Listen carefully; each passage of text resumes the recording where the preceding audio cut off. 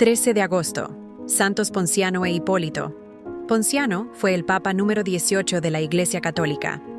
Su pontificado duró 5 años, entre 230 y 235. Sucedió a Urbano I en la sede de Pedro y precedió a Antero. Su pontificado está lleno de diatribas doctrinales entre cristianos, porque, por una parte, habían proliferado las herejías, y por otra, estaba muy sensible el ambiente entre los creyentes en cuanto al modo de tratar a los cristianos que habían cometido pecados graves y quienes, en tiempo de persecución, habían disimulado o renegado de la fe, ofreciendo incienso a los ídolos. Aún se vivía en periodo de persecución por parte de los poderes civiles. Las vidas de Ponciano e Hipólito están ligadas por el mismo destierro a causa de la fe común en Jesucristo y en la reconciliación que entre ellos se produjo en aquellas circunstancias tan especiales. Hipólito es un buen conocedor de la filosofía helénica. Quizá fue discípulo de San Ireneo, al menos Focio lo afirma como tal, y, de ser así, debía de ser un experto en la lucha contra las herejías modalistas y trinitarias de Noeto y Sabelio. Pero Hipólito derivó hacia un cierto subordinacionismo. No acertó a dar una visión cabal acerca de la procedencia del Logos, que le llevó al enfrentamiento con el Papa Calixto I, quien mantenía una postura intermedia entre el modalismo sabeliano, que condenó, y el subordinacionismo de Hipólito. Se mostró Hipólito como rigorista en la disciplina penitencial, chocando fuertemente con la pretendida por el Papa Calixto, más benevolente con la flaqueza humana y más inclinado a conceder el perdón que Jesucristo dejó en la tierra para toda clase de pecados, y llegó a hacerse cabeza del grupo disidente. Incluso hay quien afirma que llegó a ser elegido obispo de Roma por una pequeña minoría, punto que, de confirmarlo la historia, lo constituiría en el primer antipapa. Durante los pontificados de Urbano I del 222 al 230 y Ponciano, 230 al 235, continuó manteniendo su actitud cismática. Durante la persecución de Maximino Tracio, fueron deportados Ponciano e Hipólito a las minas de Cerdeña. Allí se produjo la reconciliación con la Iglesia y con el Papa Ponciano, muriendo mártir en el año 235. El Papa Fabián trasladó a Roma sus cuerpos, enterrando a Ponciano en la cripta papal de San Calixto y a Hipólito en el cementerio que aún hoy lleva su nombre.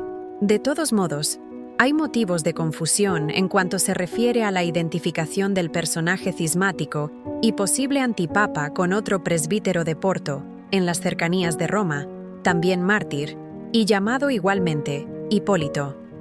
Incluso hablan los arqueólogos e historiadores de un tal Josipo, que añade nueva confusión al asunto. Sea como fuere, la cuestión de su actitud frente a los papas de su tiempo puede enmarcarse en los apasionamientos comprensibles a los que conduce toda polémica.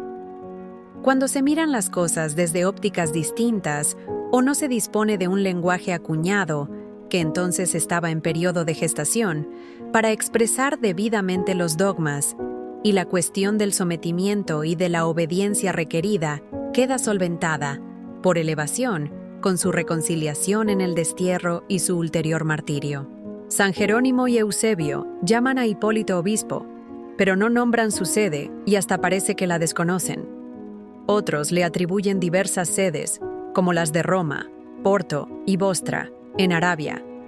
El Papa Dámaso 366 al 384, gozando ya la Iglesia de la libertad para predicar el Evangelio, comete un equívoco histórico cuando hace a Hipólito discípulo del antipapa Novaciano, 251, siendo así que ya llevaba tiempo muerto.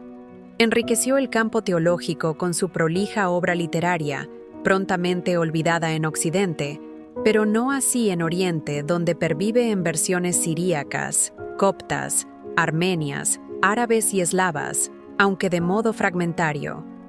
No entendió debidamente la cristología o no supo expresarla bien en su exposición. Los grandes temas teológicos son tratados en sus escritos con sabia erudición, pudiendo destacarse principalmente: Crónica, una historia de la humanidad narrada desde la creación. Sintagma, perteneciente al primer período de su vida, donde muestra un catálogo de 32 herejías. Filosofumena, refutación de todas las herejías, entre ellas las gnósticas, y otros tratados como sobre el universo, sobre el anticristo, sobre la resurrección, sobre el Evangelio de San Juan y contra Gallo. Con respecto a sus obras escriturísticas, para la exégesis de la Sagrada Escritura, elige el método alegórico alejandrino, compartiéndolo con Orígenes, y pudiendo apreciarlo en Comentario al Cantar de los Cantares, Comentario sobre Daniel, Homilía sobre los Salmos, con comentario particular a los Salmos primero y segundo, y en la historia de David y Goliat.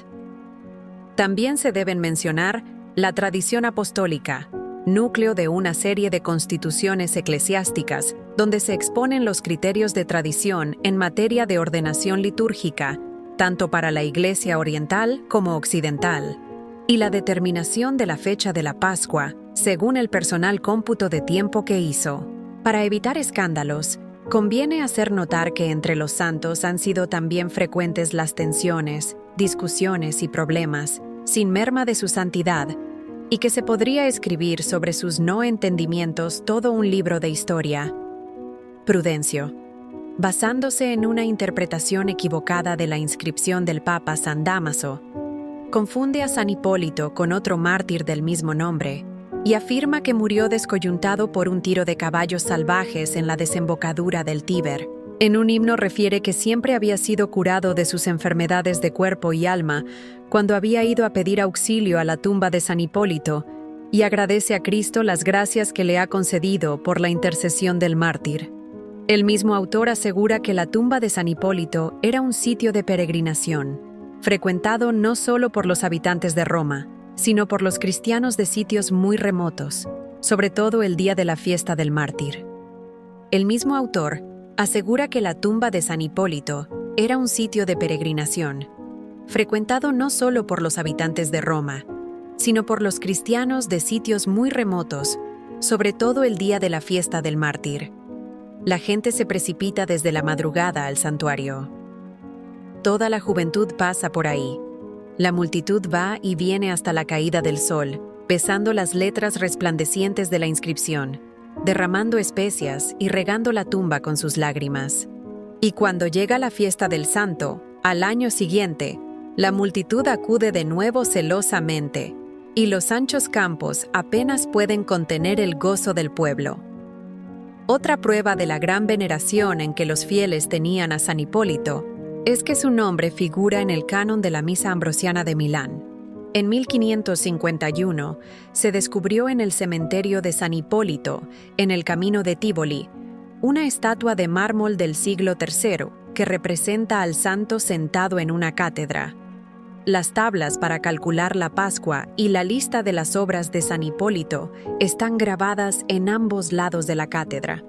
La estatua se halla actualmente en el Museo de Letrán.